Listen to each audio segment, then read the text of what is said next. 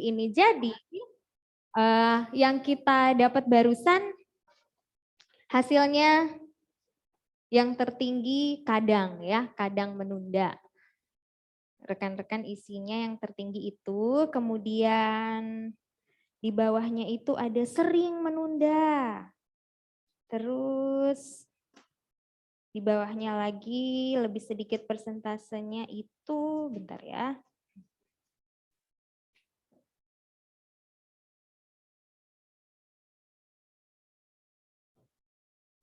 Pernah menunda dan yang sangat sedikit sering menunda. Oke, berarti masih aman ya, nggak ada yang sering menunda. Ya, kalau saya isi jadi ada gitu. Sering menundanya lebih tinggi lagi ya. Oke, kemudian di yang kedua jawaban yang paling banyak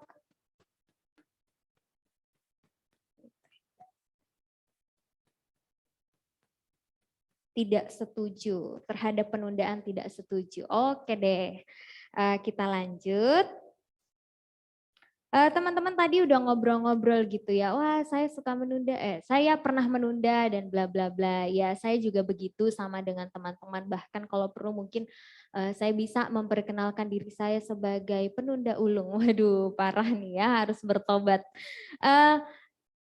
Teman-teman, menunda itu sebetulnya adalah masalah manusia yang berhubungan dengan dosa alias bagian keberdosaan manusia, bagian dari keberdosaan manusia. Nah, bicara soal prokrastinasi atau procrastination itu adalah tindakan, teman-teman bisa baca di slide, adalah tindakan atau kebiasaan menunda-nunda melakukan sesuatu baik itu tugas, kegiatan maupun pekerjaan tertentu.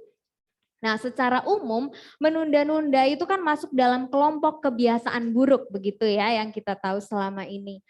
Manusia punya kebiasaan menunda. Jadi begini, memilih mengerjakan ini dulu deh, itu dulu deh untuk kemudian mengerjakan apa yang sebenarnya harus dikerjakan saat itu atau mungkin juga nunggu moodnya enakan dulu baru ngerjain. Nah, coba teman-teman sekarang pikir-pikir deh, pikir lagi, ingat lagi pengalaman teman-teman ketika menunda. Rasanya apa teman-teman? Enakkah? Atau ketika menunda merasa puas? Atau setelah menunda mungkin ada yang merasa menyesal? Atau bagaimana? Bisa dipikir-pikir, oh ada yang jawab menyesal. Oke, ya teman-teman bisa saat mendengar ini juga sambil berpikir dan tarik apa yang didengar ke kehidupan teman-teman semua ya. Nah sekarang kita mau soroti nih teman-teman, salah satu penyebab kegiatan menunda yaitu bad mood. Gitu, suasana hati yang buruk. Nah ternyata nih teman-teman, yang saya berhasil temukan adalah penundaan tuh bukan malas atau lemah pada kemampuan untuk mengatur waktu sebenarnya. Tapi cara mengatasi emosi yang menantang gitu. Dan suasana hati negatif. Jadi sebetulnya penundaan itu cara kita mengatasi emosi yang menantang atau dan suasana hati negatif yang disebabkan oleh tugas-tugas tertentu. Jadi kita ada rasa kebosanan, kecemasan, rasa tidak aman, ada perasaan atau ada emosi yang menantang seperti frustasi, dendam, keraguan diri dan seterusnya. Nah, menurut tim Pichil nih teman-teman bisa ada di slide juga nih. Profesor Psikologi dan anggota Procrastination Research Group di Carleton University di Ottawa dia bilang gini, menunda-nunda adalah masalah regulasi emosi. Nah, kita coba kenali diri kita nih ya. Menunda-nunda ternyata itu sebetulnya masalah regulasi emosinya kita, bukan masalah manajemen waktu. Ternyata teman-teman. Dan tim Pichil menyebutkan bahwa procrastination adalah tindakan melarikan diri dari tanggung jawab. Jadi ketika seseorang melakukan prokrastinasi nih teman-teman, ia akan memilih melakukan sesuatu yang menyenangkan. Coba diingat-ingat. Kalau teman-teman nunda ngelakuin sesuatu, melakukan prokrastinasi, sebetulnya teman-teman tuh milih sesuatu yang gak enak buat teman-teman atau sesuatu yang nyenengin teman-teman sebetulnya. Nah, jadi ketika kita lari dari tanggung jawab, ternyata yang kita lakukan adalah sesuatu yang menyenangkan bagi kita. Tapi sebetulnya itu bersifat sementara. Sedangkan di balik itu tersimpan rasa cemas dan takut. Nah, dalam sebuah studi tahun 2013, Dr. Pichil dan Dr. Siroy menemukan bahwa penundaan dapat dipahami sebagai keutamaan perbaikan suasana hati jangka pendek daripada pengerjaan jangka panjang dari sebuah tindakan. Sederhananya gini, seperti yang ada di slide teman-teman. Penundaan adalah tentang menjadi lebih fokus pada urgensi segera mengelola suasana hati negatif daripada melanjutkan tugas. Jadi ternyata kalau kita menunda itu sebetulnya kita sedang berusaha cepat-cepat segera mengelola suasana hati negatif karena mungkin yang di depan kita tuh aduh ini susah, aku nggak bisa, ya udah deh aku main dulu aja biar seneng gitu ya, emosi negatifnya hilang sesaat saja, tapi di balik itu ada rasa cemas dan rasa takut seperti yang kita udah baca tadi. Nah, jadi teman-teman, respon enggan melakukan ini itu tuh ternyata tergantung pada tugas atau situasi yang dihadirkan atau diberikan. Mungkin sesuatu itu tidak menyenangkan bagi kita, seperti harus membersihkan kamar mandi yang kotor, harus ngumpulin tugas, harus ngerjain PR matematika misalnya, atau mengatur yang udah kerja, mengatur spreadsheet yang panjang dan membosankan untuk atasan kita gitu ya. Tapi itu mungkin juga hasil dari perasaan yang lebih dalam terkait tugas. Seperti keraguan diri, harga diri rendah, kemudian kecemasan atau rasa tidak aman. Jadi ternyata teman-teman, kita coba sadari lagi nih, ternyata kita enggan melakukan apa yang kita tahu harus kita lakukan itu mungkin juga hasil dari perasaan yang lebih terkait dengan tugas tersebut. Misalnya kita ragu nih, aku bisa nggak ya ngerjain ini, wah pikirannya udah jalan kemana-mana gitu ya. Kita juga ngerasa aku kan orangnya begini nggak mungkin aku bisa, atau mungkin cemas ini itu juga merasa mungkin tidak aman. Nah, waktu contoh nih, kita berhadapan dengan dokumen kosong begitu ya, kita mau mulai ngerjain tugas atau mengerjakan pekerjaan kita mungkin berpikir saya nggak cukup pintar untuk menulis ini. Bahkan kalau aku lakuin, apa ya yang akan orang pikirkan setelah lihat tugasku yang begini, atau hasil kerjaku yang begini, atau mungkin kita ngerasa menulis itu sangat sulit. Bagaimana jika saya melakukan pekerjaan yang buruk? Atau kekhawatiran yang lain bermunculan dan akhirnya terjadi kegiatan menunda atau melewatkan apa yang seharusnya kita lakukan atau kerjakan saat itu. Nah, semua itu dapat membuat kita berpikir teman-teman untuk mengesampingkan alias menunda urusan-urusan kita, dan menurut kita dengan menunda itu adalah ide yang cukup bagus. Nah, kemudian kita akan terus berkutat di perasaan yang sama setiap kali kita kembali ke urusan itu. Misal nih, hari ini kita berhasil lari dari tugas matematika. Oke, lega sebentar ya, tapi kita harus kembali lagi ke situ kan, karena sebetulnya itu yang harus kita kerjakan. Perasaan-perasaan negatif itu akan selalu kembali ketika kita terus menunda, dan itu dibarengi dengan meningkatnya stres dan kecemasan. Juga perasaan rendah diri dan menyalahkan diri sendiri teman-teman. Nah lagi nih kita coba bahas ini dulu lebih lanjut ya. Kata Dr. Siroy gini, pikiran yang kita miliki tentang penundaan biasanya memperburuk kesusahan dan stres kita yang berkontribusi pada penundaan lebih lanjut. Jadi pada akhirnya kita bakal terus ulang itu. Kita ngerasa susah, aduh kabur dulu deh. Tapi kita kan tetap harus balik ke situ. Dan kita makin stres, menundanya berlanjut terus. Dan akhirnya gimana? Coba teman-teman bayangin. Akhir terparahnya kalau kita terus membiarkan diri kita menunda dan menunda. Dan kalaupun kita merasa ada kelegaan setelah menunda teman-teman, kelegaan itu sebenarnya yang membuat siklus itu semakin ganas nih. Karena kita ngerasa lega, wah enak nih ternyata nunda tuh bisa buat kita asik ya. Jadi kita kayak gak perlu ngadepin apa yang seharusnya kita hadapi, kita bisa lari dulu dari tanggung jawab itu. Dan ini malah bisa dengan mudah menjadi kebiasaan kronis. Nah, jadi bersyukurlah teman-teman kalau sekarang teman-teman tuh merasa kadang-kadang aja sih menunda. Tapi kalau udah mulai mikir aku kayaknya sering menunda deh, wah hati-hati.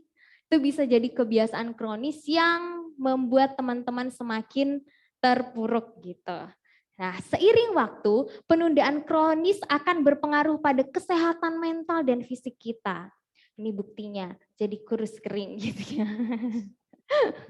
Termasuk stres kronis, tekanan psikologis umum, dan kepuasan hidup yang rendah, teman-teman.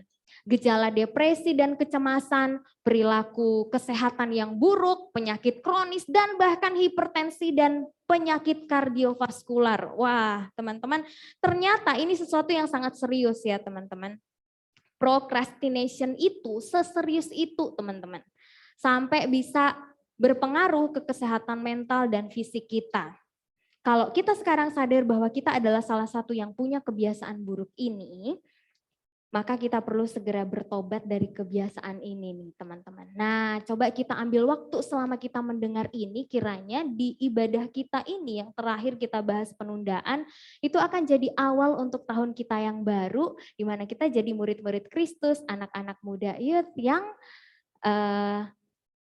bebas dari penundaan dan bisa hidup produktif. Sekarang saya ajak teman-teman lihat bagian di dalam Alkitab ya. Kalau kita tadi udah bahas soal procrastination panjang lebar, sekarang yuk kita buka Alkitab kita. Kita akan baca Matius 21 ayat 28 sampai 32. Perikop ini di Alkitab kita berjudul perumpamaan tentang dua orang anak. Teman-teman bisa baca di situ dan saya juga akan baca dari sini ya. Kita mulai dari ayat 28. Ini Yesus yang berkata ya teman-teman, menyampaikan perumpamaan ini. Tetapi apakah pendapatmu tentang ini? Seorang mempunyai dua anak laki-laki. Ia pergi kepada anak yang sulung dan berkata, "Anakku, pergi dan bekerjalah hari ini dalam kebun anggur." Jawab anak itu, "Baik, Bapa." Tetapi ia tidak pergi. Lalu orang itu pergi kepada anak yang kedua dan berkata demikian juga. Dan anak yang kedua itu menjawab, "Aku tidak mau." Tetapi kemudian ia menyesal lalu pergi juga. Siapakah di antara kedua orang itu yang melakukan kehendak ayahnya? Jawab mereka yang mendengar waktu itu, "Yang terakhir." Lalu kata Yesus kepada mereka, Yesus melanjutkan nih, "Aku berkata kepadamu, sesungguhnya pemungut-pemungut cukai dan perempuan-perempuan sundal akan mendahului kamu masuk ke dalam kerajaan Allah. Sebab Yohanes datang untuk menunjukkan jalan kebenaran kepadamu dan kamu tidak percaya kepadanya. Tetapi pemungut-pemungut cukai dan perempuan-perempuan sundal percaya kepadanya. Dan meskipun kamu melihatnya, tetapi kemudian kamu tidak menyesal dan kamu tidak juga percaya kepadanya." Amin. Nah, di perikop yang kita baca tadi, di bagian atasnya itu, bagian perumpamaan, ada tokoh ayah, kemudian ada anak pertama, atau anak sulung dan anak kedua. Yang anak pertama bilang iya, tapi tidak pergi. Begitu ya tadi ya teman-teman. Kemudian yang anak kedua bilang tidak mau, tapi kemudian menyesal lalu pergi juga. Apa maksudnya bagian ini teman-teman? Maksudnya gini, lebih baik melakukan daripada hanya tahu atau banyak tahu, bahkan mengatakan iya tapi tidak melakukan. Jadi yang lebih baik adalah melakukan daripada tahu atau banyak tahu atau bahkan iya oke saya kerjakan tapi ternyata tidak melakukan. Nah teman-teman di perikop yang tadi kita baca itu Yesus berbicara di hadapan imam-imam dan tua-tua bangsa Yahudi. Ada ahli Taurat dan orang-orang Farisi juga gitu ya. Yang dalam perikop sebelumnya kalau teman-teman coba lihat dikit gitu ya, di situ ada perikop tentang mereka tuh mempertanyakan mengenai kuasa Yesus. Nah mereka tuh kerjaannya gitu tuh. Semenjak ada Yesus di sekitar mereka, terus aja berusaha untuk menjatuhkan Yesus sebetulnya dengan menanyakan ini dan itu. Nah, mengetahui perintah ayahnya nih, dua anak yang tadi, anak pertama mengiyakan, ya kan, menjawab baik Bapak, tetapi dia nggak pergi. Sedang anak kedua menjawab, aku tidak mau. Tapi kemudian ia menyesal lalu pergi juga. Yesus memberikan pertanyaan kepada mereka yang sedang mendengar Yesus di situ. Siapakah di antara kedua orang itu yang melakukan kehendak ayahnya? Dan seperti yang kita baca tadi, mereka menjawab yang terakhir. Wah, berarti menurut mereka yang melakukan kehendak ayahnya adalah yang terakhir. Tapi yang terakhir tadi apa? Jawabnya kan nggak mau ya. Tapi kemudian dia nyesel dan dia lakuin juga. Lalu Yesus melanjutkan bicara dengan kalimat yang gamblang tanpa teka-teki. Aku berkata kepadamu, sesungguhnya pemungut-pemungut cukai dan perempuan-perempuan sundal akan mendahului kamu masuk ke dalam kerajaan Allah. Wah, Yesus ngomongnya jelas banget di sini sama mereka. Ke mereka. Pemungut-pemungut cukai dan perempuan-perempuan sundal itu sebetulnya orang-orang yang mereka anggap paling berdosa di antara mereka gitu ya. Dan Yesus malah bilang sesungguhnya mereka yang kamu anggap berdosa itu akan mendahului kamu masuk ke dalam kerajaan Allah. Sebab Yohanes datang untuk menunjukkan jalan kebenaran kepadamu dan kamu tidak percaya kepadanya. Tetapi orang-orang yang kamu anggap berdosa ini justru percaya kepadanya. Dan kamu itu meskipun kamu melihatnya, tetapi kemudian kamu tidak menyesal dan kamu tidak juga percaya kepadanya. Nah, kita coba ingat dikit mengenai Yohanes ini ya, yang Yesus singgung di sini. Yesus kan bilang, sebab Yohanes datang untuk menunjukkan jalan kebenaran kepadamu. Sebetulnya ceritanya gimana? Jadi gini teman-teman, kisahnya ada dalam perikop berjudul Yohanes Pembaptis di Lukas. Kalau teman-teman mau baca, nanti silakan baca di Lukas 3. Jadi Yohanes datang ke seluruh daerah Yordan ya. Jadi dia waktu itu datang ke seluruh daerah Yordan dan menyerukan, bertobatlah dan berilah dirimu dibaptis dan Allah akan mengampuni dosamu, dan banyak hal lagi yang disampaikan oleh Yohanes. Lalu ia berkata-kata kepada orang banyak yang datang kepadanya untuk dibaptis. Nah, orang-orang yang mendengar apa yang dikatakan oleh Yohanes, orang banyak itu memberi pertanyaan kepada Yohanes. Pertanyaannya begini, jika demikian apa yang harus kami perbuat? Lalu Yohanes memberi jawab gitu ya. Saat itu ada juga datang pemungut-pemungut cukai untuk dibaptis dan mereka bertanya juga kepadanya, Guru, apakah yang harus kami perbuat? Nah, di terjemahan lain begini, Guru, kami harus melakukan apa? Di terjemahan NIV saya suka nih, what should we do? Nah, ini pertanyaan penting nih teman-teman. Setelah mereka mendengar banyak hal, mereka tahu banyak hal di sini, banyak hal yang mereka dengar dari Yohanes, mereka cerdas bertanya, apa yang harus kami lakukan kalau gitu? Mereka sadar bahwa ternyata nggak cukup hanya tahu aja, tapi perlu melakukan. Nah, hal-hal ini juga tadi yang 3 yang teman-teman lihat di layar ini, yang ditanyakan oleh prajurit-prajurit kepada Yohanes setelah mendengar banyak hal yang disampaikan oleh Yohanes. Ini hal yang menarik. Ketika setiap orang sadar bahwa tidak cukup hanya tahu ini dan itu, tapi penting untuk melakukan, sehingga kebenaran yang diketahui tidak berhenti pada konsep pikir saja, tapi terwujud nyata melalui tindakan. Nah, teman-teman kalau belajar di sekolah kan ada teori, ada praktek gitu kan ya. Nah, itu satu kesatuan sebetulnya. Teori itu harus disertai praktek juga. Tapi tentunya konteks ini hal yang baik dan yang benar. Nah, jadi teman-teman di Lukas 7 juga nih, seluruh orang banyak tuh mendengar perkataannya tentang Yohanes ini ya.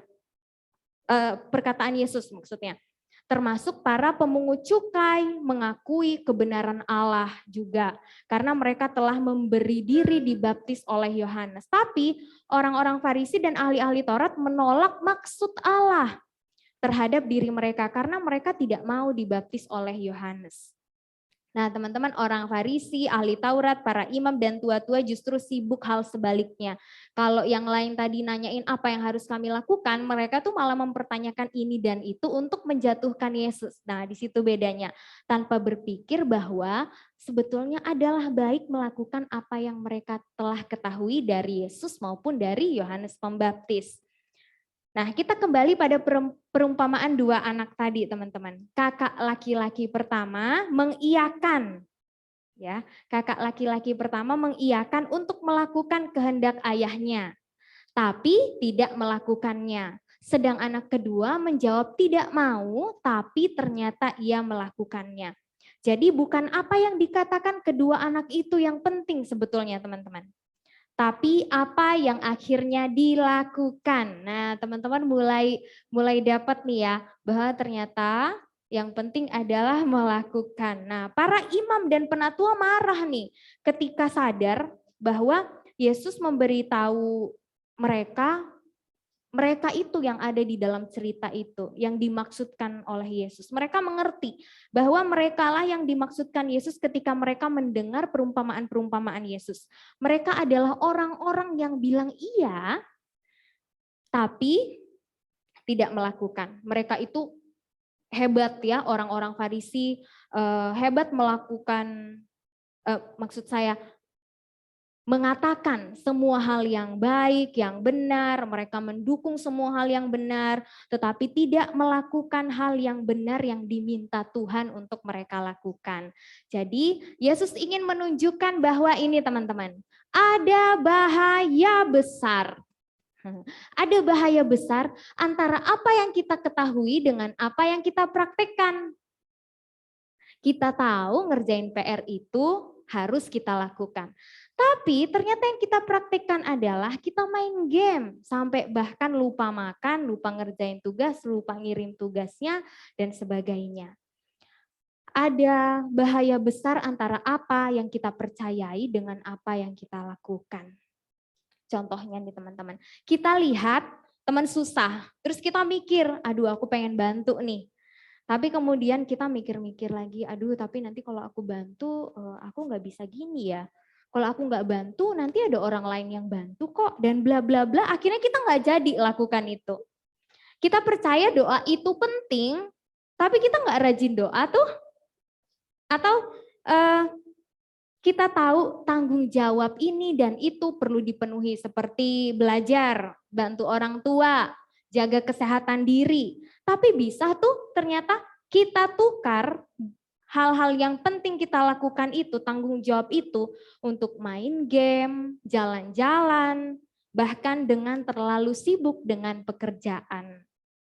Kita tunda apa yang harusnya kita lakukan akhirnya nggak jadi. Atau bahkan berhasil kita lakukan tapi akhirnya hasilnya jelek karena dikerjakan buru-buru ataupun setengah hati. Nah, teman-teman, kita perlu sadari nih, ada kebutuhan esensial dalam hidup kita. Kita semua ya, saya juga perlu sadari ada kebutuhan esensial dalam hidup kita. Jangan sampai kebutuhan esensial kita tukar dengan keinginan kita atau kita tukar dengan pemuasan keinginan kita. Kalaupun alasannya nggak mood seperti yang kita bahas di awal tadi, maka kita perlu nih minta tolong sama Tuhan untuk tidak dikendalikan oleh perasaan kita atau mood kita. Kalau alasannya sibuk, maka kita perlu pikirkan mana yang lebih penting. Coba pikirin, masa iya sih? Masa benar sih aku penuhi tanggung jawab yang satu tapi melalaikan tanggung jawab yang lain? Atau melakukan tanggung jawab yang satu dan tidak melakukan tanggung jawab yang lainnya. Kalau pertanyaannya mana yang lebih penting nih, pertanyaan lanjutannya gini, apa kita nggak bisa lakukan dua-duanya? Nah, kita sebetulnya sebagai manusia memang ini bukan hal yang mudah bagi kita untuk kita lakukan, tapi Tuhan sudah berikan kita hikmat untuk mengatur kehidupan kita sedemikian rupa sebenarnya supaya bisa berjalan dengan baik. Nah, teman-teman, sangat mudah untuk mencampur adukan keyakinan dengan tindakan kita. Pasti banyak dari kita percaya dengan apa yang baik, apa yang benar, tapi ternyata tidak kita lakukan. Sama seperti hal sehari-hari yang kita tunda setiap saat begitu ya. Contohnya begini, kita percaya bahwa melakukan kebenaran, melakukan kehendak Tuhan adalah kebutuhan esensial. Kenapa kebutuhan esensial? Sama seperti makan gitu ya teman-teman. Yesus kan bilang gini, makananku ialah melakukan kehendak Dia yang mengutus aku dan menyelesaikan pekerjaannya. Tapi ternyata gini, bahkan setelah mengetahui itu, kita tidak lakukan apa yang Tuhan kehendaki, padahal kita mengaku kita murid Kristus. Kita nggak menomorsatukan kehendak Tuhan dalam kehidupan kita. Atau juga begini, kita percaya makan itu penting, tapi kita sering melewatkan makan. Entah itu untuk bekerja ataupun demi seneng-seneng main gitu ya. Kita percaya tidur itu penting, kita sadar kita perlu tidur yang cukup, tapi ternyata kita tidak mengusahakan sungguh-sungguh untuk punya waktu tidur yang cukup. Kita main game atau bahkan menghabiskan waktu dengan bekerja sampai larut malam sampai pagi, yang sebetulnya itu juga bagian dari penundaan kita terhadap apa yang seharusnya kita kerjakan, terutama yang harus kita utamakan adalah pemenuhan kebutuhan esensial kita, termasuk di dalamnya melakukan kehendak Tuhan. Nah, yang baru saja beberapa hal yang saya bicarakan baru-baru tadi ini, ya beberapa kalimat tadi, itu sebetulnya juga bicara tentang diri saya sendiri ya. Ketika merenungkan bagian ini saya sadar, wah benar-benar saya sangat berdosa kepada Tuhan begitu ya. Bahkan untuk makan, untuk tidur pun saya berdosa terhadap Tuhan. Nah, saya mau bertobat untuk hal itu gitu ya. Karena itu yuk teman-teman kita sama-sama berjuang untuk tidak menjadikan penundaan itu kebiasaan yang asik buat kita. Nah, teman-teman, ini sebetulnya adalah hal yang sangat aneh. Anehnya gini, ada kekosongan antara apa yang kita yakini dan apa sebenarnya yang kita lakukan. Penundaan itu ada di sini teman-teman. Anggap aja penundaan itu ada di tengah ya. Ini apa yang kita yakini atau apa yang kita tahu, apa yang kita percayai. Ini penundaan, di sini apa yang harusnya sebenarnya harus kita lakukan. Nah, kalau kita melakukan penundaan, sebetulnya ini adalah sebuah kekosongan. Sebuah kekosongan yang kita pilih untuk lakukan. Itu semuanya kan nggak ada hasilnya sebetulnya. Kalaupun ada hasilnya, kita rasa itu ada hasilnya, itu adalah kelegaan sementara. Yang justru seperti yang kita udah bahas tadi di awal, akan membuat kita semakin stres. Gitu ya, karena harus kembali kepada apa yang harus kita lakukan. Dan ini kata teologisnya adalah dosa. Dosa, meleset dari sasaran. Ini hal yang tidak terelakkan dan dapat diampuni, tapi tidak pernah dapat ditoleransi bagi mereka yang mengasihi Allah. Nah, teman-teman, kita perlu sadari bahwa ternyata ketika kita menunda, itu adalah bagian dari dosa, bahwa kita menyimpang dari apa yang seharusnya kita lakukan. Kita lakukan apa yang sebetulnya tidak perlu kita lakukan atau tidak Tuhan kehendaki untuk kita lakukan. Kita hanya memenuhi keinginan kita. Oke, teman-teman, sekarang kan kita tahu nih. Kita tahu hal ini, hal itu, tadi tentang penundaan dan sebagainya gitu ya. Kita juga udah lihat firman Tuhan tadi bilang apa untuk kita. Pertanyaan selanjutnya untuk kita adalah, teman-teman bisa lanjutkan kalimat saya, seperti yang ditanyakan orang-orang tadi ketika mendengar Yohanes bicara. Setelah kita tahu ini dan itu, tahu banyak hal, dengar banyak hal siang ini, pertanyaan selanjutnya buat diri kita adalah, apa? What should we do? Apa yang harus kita lakukan? Kita harus melakukan apa kalau gitu? Aku tahu PR tuh penting tapi aku pengen main. Nah, sekarang apa yang harus kulakukan gitu? Kita perlu milih gitu kan. Dan kita perlu bertanggung jawab atas pilihan kita. Nah, tapi gini teman-teman ya, dengan pertanyaan itu, bahasan kita akhirnya bukan tentang menunda itu boleh atau enggak sih? Tapi siang ini kita sudah tahu, kita diingatkan bahwa yang Tuhan kehendaki dalam hidup kita adalah kita melakukan apa yang baik dan yang benar itu. Bukan hanya sekedar tahu atau sekedar memikir-mikirkan. Kemudian terlena untuk menunda, tapi yang harus kita lakukan adalah lakukan. Sama-sama yuk, kita mungkin perlu bilang sama-sama supaya ngantuknya hilang sedikit gitu ya.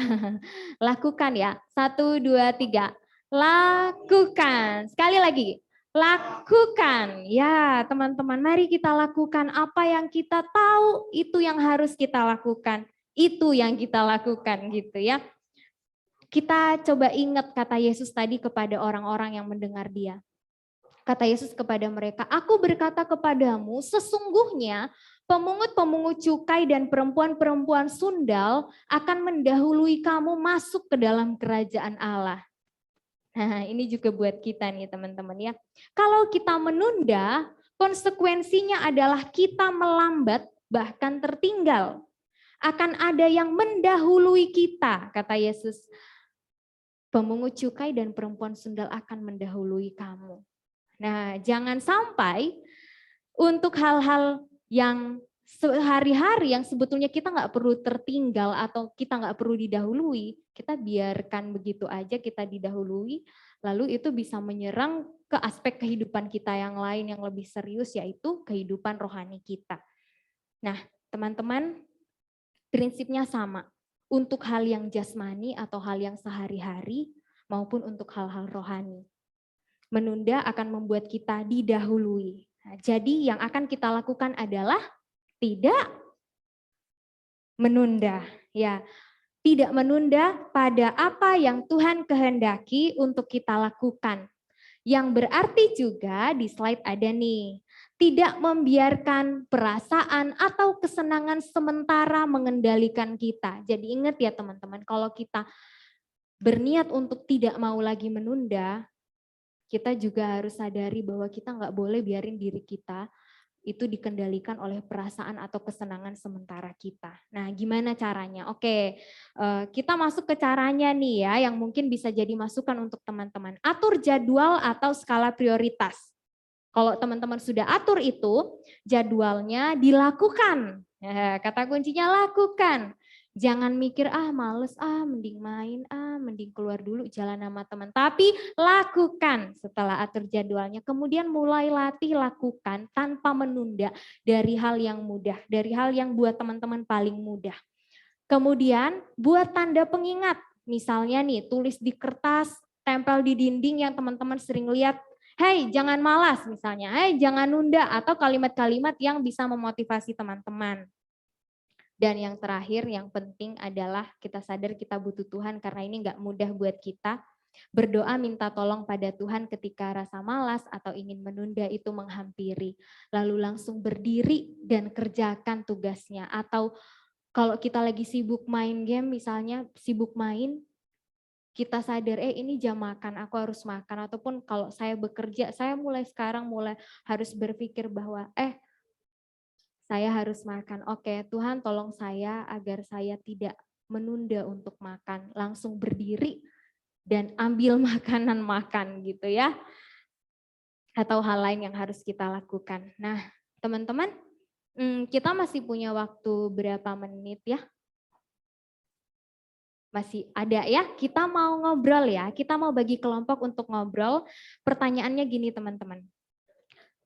Dalam hal apa kita suka menunda? Nah, teman-teman bisa ngobrol sama teman-temannya nanti. Kemudian pertanyaan lanjutannya gini, mengapa? Lalu setelah dijawab mengapanya, lanjut lagi ke pertanyaan ketiga.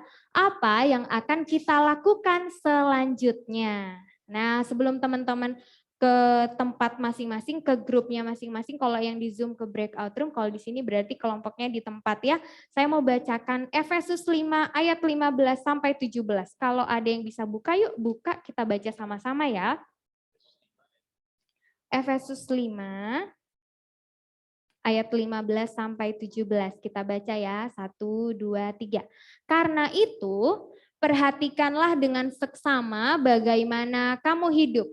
Janganlah seperti orang bebal, tetapi seperti orang arif, dan pergunakanlah waktu yang ada karena hari-hari ini adalah jahat. Sebab itu janganlah kamu bodoh, tetapi usahakanlah supaya kamu mengerti kehendak Tuhan. Oke, sampai di sini saya bicara teman-teman. Sekarang waktunya teman-teman untuk ngobrol-ngobrol. Pertanyaan pertama, dalam hal apa kita suka menunda? Kemudian mengapa? Lalu pertanyaan lanjutannya, apa yang akan kita lakukan selanjutnya? Nah, setelah breakout room itu saya serahkan kepada Contoh Andi. Oke, terima kasih Contoh Reta, firman Tuhan yang memberkati. Saya minta yang di gereja bisa bagi 3 lah ya, belakang 1, tapi yang sini boleh bagi 2 lagi ya. Mungkin 2 orang ini masuk ke sana, nanti pengurus bisa menyebar. Ya di room saya, di breakout room saya bagi 3 juga. Saya minta ada yang bisa masuk di situ. Silakan ya. Audrey juga semua nanti yang di itu tinggal klik yes ya, yang di Zoom ya. Silakan bergabung ya di sana. Oke.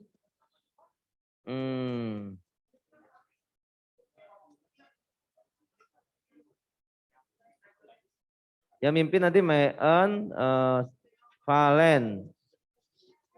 Valen, dan satu lagi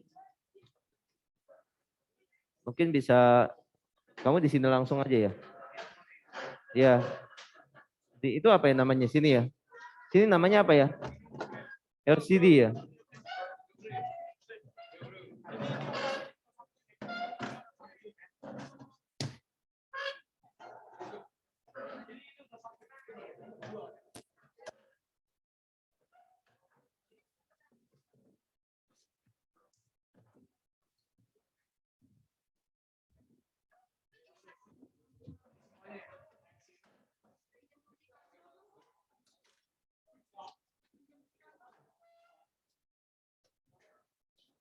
Yang ini kuncinya.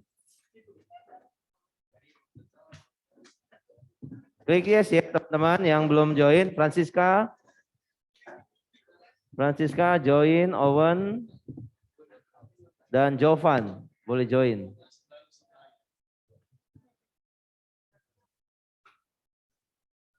Jovan sama itu, Jovan boleh join Jovan. Oke. Baik. Kamu harus join ya. Udah. Oke.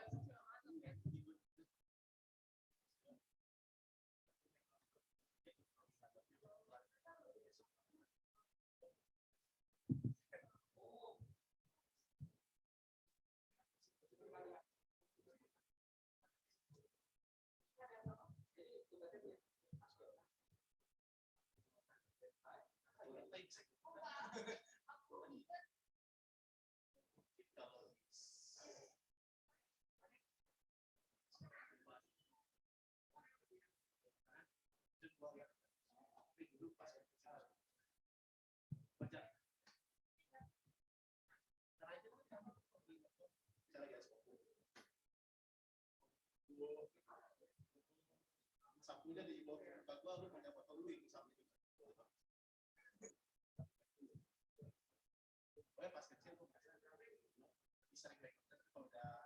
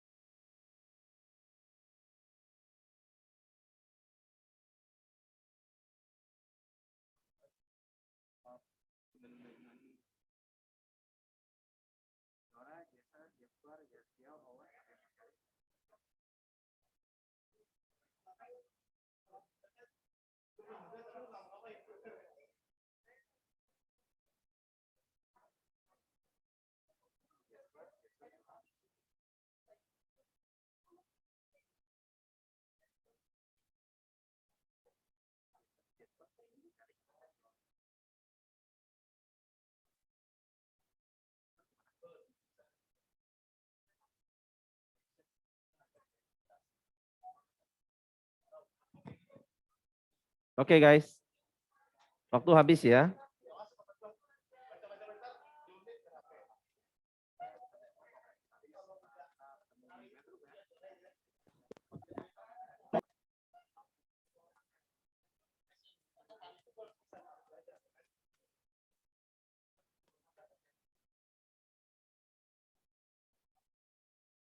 Oke, yang di sini sudah kembali ke main room ya, teman-teman di sini. Yang di gereja juga ya, nanti bisa dilanjutkan setelah ini.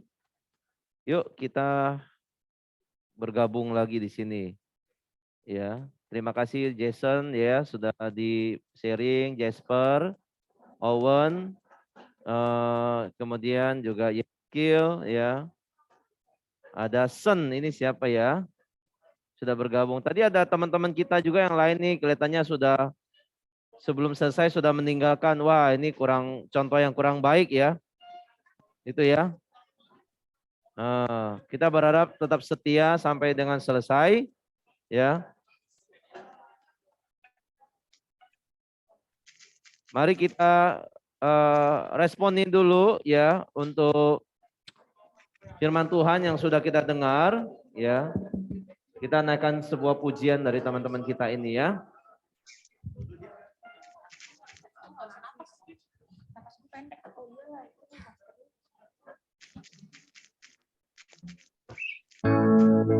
Oke teman-teman, terima kasih untuk contoh Reta atas firman Tuhan yang dibawakan. Semoga firman Tuhannya bisa kita hidupi, kita terapkan dalam kehidupan kita.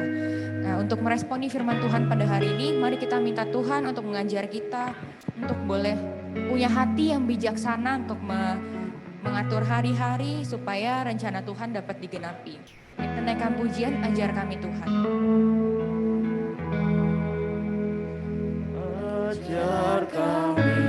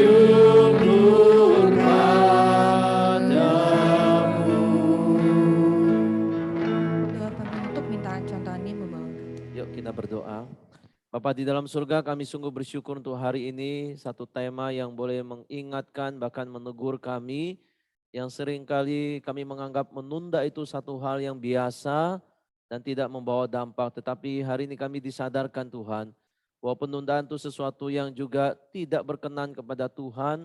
Bahkan ini ada bagian dari dosa karena kami menunda kewajiban tanggung jawab kami yang seharusnya kami lakukan tapi tidak kami lakukan. Bahkan kami sungguh-sungguh berdoa kepada Tuhan agar Tuhan menolong kami sebagai anak-anak Tuhan yang selalu sadar untuk bertanggung jawab melakukan apapun dengan hati yang bersungguh-sungguh dan mengerjakannya sesuai dengan apa yang sungguh berkenan kepada Tuhan. Tuhan ampuni kami karena seringkali kami menunda hal-hal yang sebenarnya penting termasuk juga makan dan hidup kami ini sehingga kami juga mengabaikan kesehatan kami. Tuhan, biar kami sebagai anak-anak Tuhan, anak-anak muda ini menyadari tubuh fisik kami pun perlu dirawat untuk kami jaga dengan baik. Makan tepat dengan waktunya supaya kami juga bisa mengatur dengan baik, mengerjakan tugas kami sebagai pelajar dengan baik dan belajar dengan sungguh-sungguh. Sebagai karyawan kami juga mengerjakan dan bertanggung jawab setiap pekerjaan yang kami dipercayakan kepada kami. Biar kami belajar bahkan dari hal-hal kecil kami setia melakukannya sesuai dengan tepat waktunya. Dan kami percaya Tuhan akan membentuk, mendidik kami menjadi orang-orang yang penuh dengan tanggung jawab di dalam dunia ini, di dalam pekerjaan. Terima kasih Tuhan, Kau memberkati sungguh-sungguh hamba-Mu yang sudah menyampaikan firman-Mu. Tuhan urapi dia di dalam pelayanan, boleh menjadi berkat. Berkati Contoh Reta dan masa depannya. Dan anak-anak muda kami juga Tuhan, di tahun-tahun yang akan datang, sungguh-sungguh menjadi orang yang mau melakukan tanggung jawab dengan baik, termasuk juga di dalam melayani Tuhan. Tidak menunda-nunda selagi Tuhan memberi kesempatan, memberi kekuatan, memberi talenta. Boleh dipakai, diasah, boleh dipersembahkan kepada Tuhan. Selagi Tuhan memang mempercayakan semua itu di dalam tangan kami. Terima kasih Bapa di surga, Tuhan dengar doa kami. Di dalam nama Tuhan Yesus kami bersyukur. Amin. Oke, kita dengarkan pengumuman. Ferry boleh ke depan sebentar. Teman-teman, kita untuk minggu pertama nanti, ini minggu terakhir kita ibadah di youth gitu ya. Nah, kita akan ketemu lagi nanti tanggal minggu kedua. Minggu pertama itu kan tanggal 2 kita ada gabungan dan ada penabisan pengurus dan juga ada perjamuan kudus. Jadi tanggal 2 kita gabungan, kemudian tanggal 9 ya berarti ya, 1 minggu ke depan.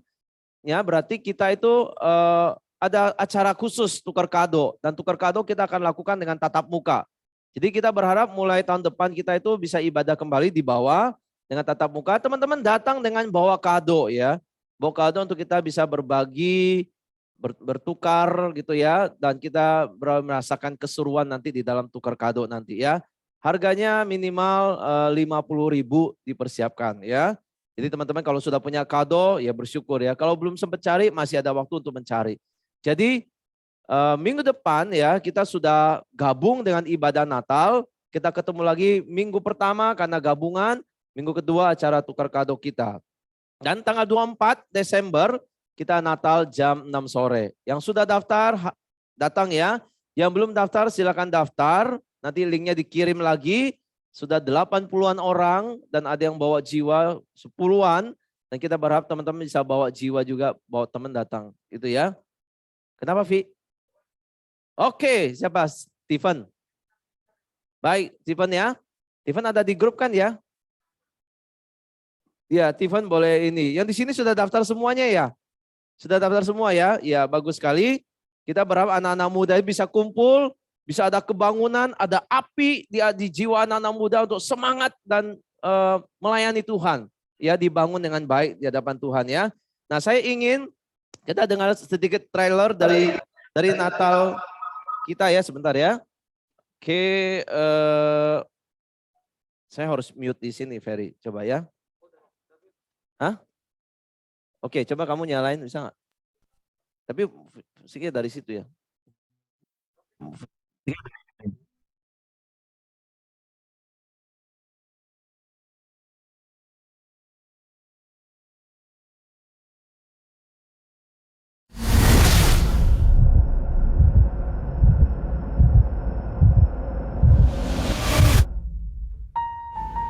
Natal adalah sebuah pemberian.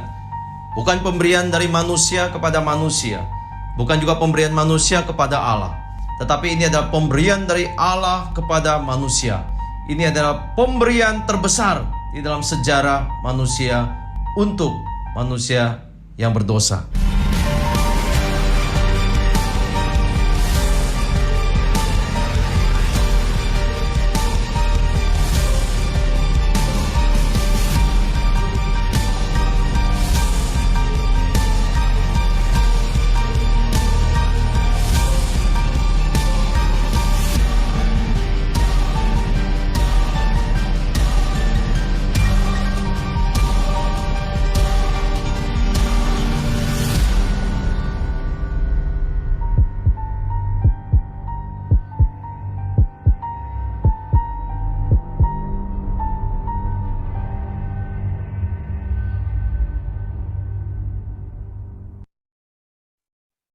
Oke, jadi itu ya, kita nanti merayakan Natal bersama-sama dan biarlah kita semua penuh dengan sukacita.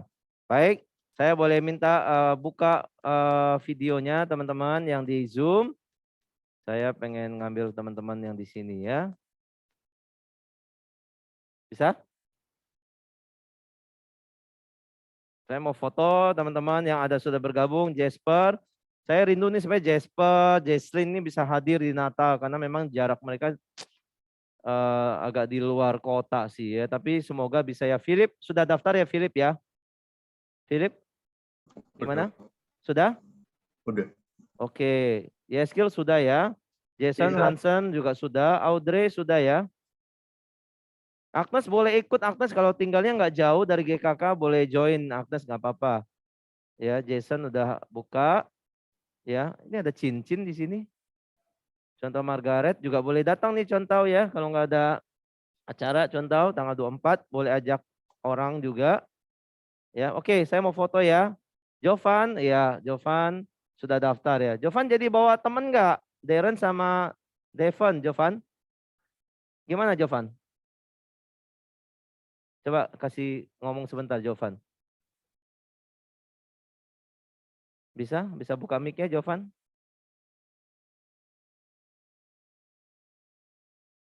Oh, nggak jadi. Ya, oke, yuk saya foto ya. Coba buka kameranya semuanya. Yeskil, Audrey. Ini Audrey Beatrice atau Audrey mana nih Audrey? Audrey Beatrice. Beatrice ya Audrey. Jesslyn, Francisca. Wah, Jesslyn. Cincin sempat-sempat ya. Senang lihat cincin hari ini dia full. Ya Cin, semoga diberi kekuatan untuk melayani cincin. Kita perlu support cincin. Cincin kalau perlu snack, info aja. Kalau perlu es batu atau perlu minuman dingin, silakan. Oke. Agnes bisa buat kenang-kenangan kita, bisa foto sebentar. Agnes, bisa buka video. Ya. Oke. Saya foto ya. Satu. Yang di sini boleh lihat itu tuh. Sini harusnya lihatnya yang sini ya juga ya. 1, 2, 3. Oke. Baik ya. Sampai ketemu tanggal 24 semuanya ya. Dan 25 nanti saya kirim link. 26 juga saya kirim link untuk Natal umum. 24 jam 6 sore jangan terlambat datang. Ya, semoga semua bisa tepat waktu kita mulai jam 6 ya. Jam 5, jam setengah 6 sudah boleh datang. Terima kasih yang di gereja sudah datang ibadah. Jovan juga ya, Cincin, selamat melayani hari ini. Hansen, Jason, Margaret sudah melayani Tuhan, terima kasih. Yora, kemudian juga Owen, Yeskil, Tuhan memberkati ya, sehat-sehat selalu menjalani liburan. Jesslyn, ya, Jesslyn berharap bisa bergabung ya, Jesslyn. Jovan juga ya. Jovan siapin kado buat tanggal tahun baru ya, tukar kado ya. Jesslyn juga nih kalau bisa datang nih mulai tahun depan kita tukar kado bareng-bareng ya. Jasper juga kalau bisa Jasper boleh ini. Boleh datang tatap muka ya. Oke, Tuhan memberkati. Kita close ya. Terima kasih teman-teman yang sudah melayani juga di sini. Oke, Tuhan berkati yuk.